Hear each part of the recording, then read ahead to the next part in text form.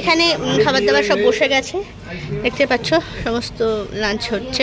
আজ লাঞ্চের মেনুটা জবরদস্ত রয়েছে, মাছের মাথা দিয়ে মুগের ডাল, ভাজাভুজি, তরকারি, আর এখানে রয়েছে মাটন, ফ্রাইড রাইস, চাটনি টাটনি তো রয়েছে যেমন থাকে, ঠিক আছে।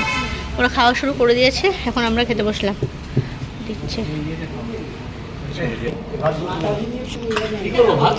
বাড়ির মতো আলু হচ্ছে ভাজা দিয়ে একটু ভাত খেয়ে নিই। তরকারি ফরকারি রয়েছে, মুগ ডাল আছে মাথা দিয়ে, চিপস আসছে, মাথা দিয়ে ডাল করে আছে, খেয়ে নি চটপট।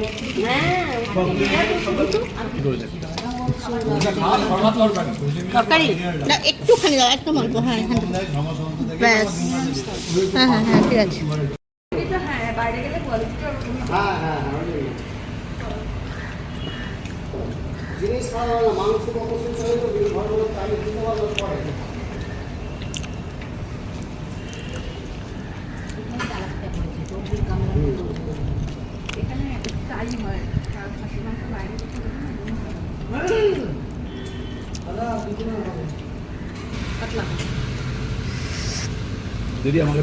আমি চাটনি তো আর কিছু নিলাম না, শুধু আটিটা নিলাম, এটা চুষবো এখন বসে বসে, আটি চুষবো। তো এখন বাজে সন্ধ্যে 7টা, আর আমরা এখন যাচ্ছি ওল্ড দীঘা। মানে আমাদের অর্ধেক মানুষ চলে গেছে ওল্ড দীঘায় বিকেল বিকেল। আমরা একটু শুয়ে টুয়ে পড়েছিলাম, তো তারপরে উঠে একটু ব্যাগটা গোছালাম, ওই করতে গিয়ে লেট হয়ে গেল। এখন টোটো ধরে সোজা যাবো ওল্ড দীঘা, আর এই হচ্ছে আমাদের হোটেলের সামনে দাঁড়িয়ে আছি। চলো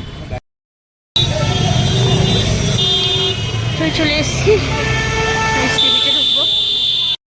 দেখো আস্তে আস্তে বৃষ্টি শুরু হয়ে গেল, ভিজিয়ে ভুজে এখন এই সেন্টার তলায় দাঁড়িয়ে আছি। ওখানে হাজব্যান্ড গেছে, ওখানে কিছু খাবার দাবার পাওয়া যাচ্ছে, তো হাজব্যান্ড গেছে ওই লাইম সোডা ফোটা এগুলো নিয়ে আসতে। কি আর করবো, দাঁড়িয়ে দাঁড়িয়ে খাই, ভিজে গেছি, অনেকটা ভিজে গেছি।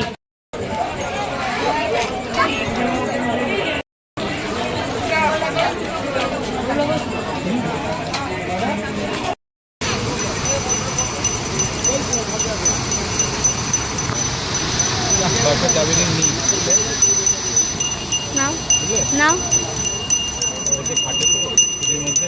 নিয়ে আসুন, দুপুর পর দুটো দোকান আছে।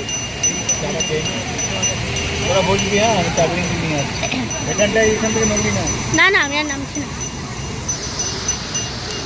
এসে একটু বসলাম এই বাঁধের উপর, প্রচন্ড গরম লাগছে। সমুদ্রের ধারে বসে থাকলে প্রাণ শান্তি হয়ে যায়, কিন্তু গুমোট গরমে দরদরিয়ে ঘামছে মানুষ।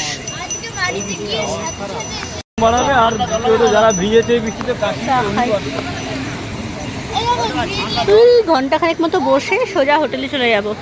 তারপর আজকে গিয়ে গোছগাছ আছে, গোছগাছ যদিও করে এসেছি ম্যাক্সিমামই, ডিনারটা করে রাত্রি 12টা নাগাদ বাস ছাড়বে, বাসে উঠবো। কালকে সোজা একদম ভোরবেলায় 4:30 5টার মধ্যে বাড়িতে ঢুকে যাবো।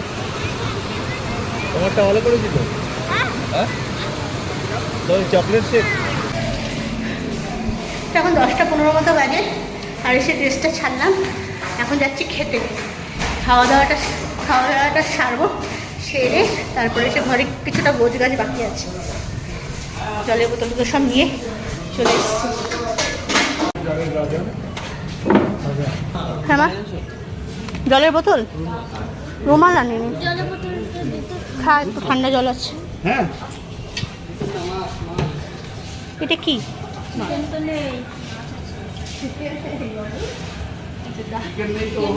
রান্না বান্না সব, মাছ তরকারি ডাল এগুলো সব আছে, খাচ্ছে, আমরাও বসে যাবো।